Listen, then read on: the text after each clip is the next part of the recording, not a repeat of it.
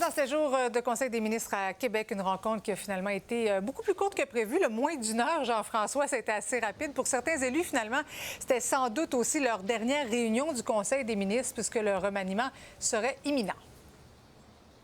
Oui, on parle normalement d'une réunion d'un peu plus de 2 heures pour le Conseil des ministres. Donc, moins d'une heure, ça a surpris un peu tout le monde. Et oui, probablement que c'était la dernière réunion du Conseil pour certains d'entre eux. On avait un peu une impression de fin de session aujourd'hui avec donc ce Conseil des ministres version écourtée. On le sait que ça va arriver bientôt. Le premier ministre l'a répété en arrivant ce matin ici au Conseil des ministres et en quittant également son bureau un peu plus tard cet après-midi. Donc, d'ici quelques jours, on sait qu'il y a un caucus précessionnel qui est toujours prévu en ce moment la semaine prochaine pour amorcer cette session. Je te laisse entendre ce qu'avait à dire le premier ministre et le ministre de la Santé. Vous êtes prêts pour la suite? Oui.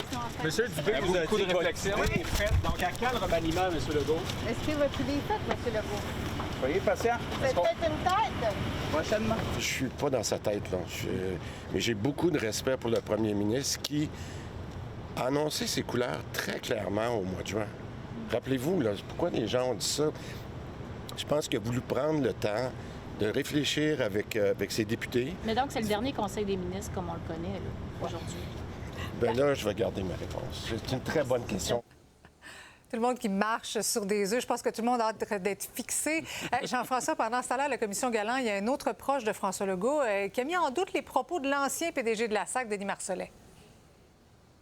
Voilà, ça fait 2 fois que les propos de Denis Marcellet sont contredits devant la commission Galland. Cette fois, aujourd'hui, c'était Yves Ouellette, qui était auparavant secrétaire général du comité exécutif. Ça, c'est le plus haut fonctionnaire de l'État, donc vraiment quelqu'un qui était un proche de François Legault au moment où il y a eu donc ce scandale de sa clique. Et M. Marcellet avait dit qu'il avait mentionné à M. Ouellette en septembre 2022 qu'il allait avoir pour environ 200 millions de dollars de dépassement de coûts. Et ça a été carrément nié aujourd'hui par Yves Ouellette, qui dit qu'il n'en a jamais entendu parler. Il n'a jamais entendu parler non plus des problèmes liés au dépassement de coûts qui ont été rapportés par Éric Ducharme ou qui auraient été rapportés par Éric Ducharme un peu plus tard par la suite. On peut écouter M. Ouellette.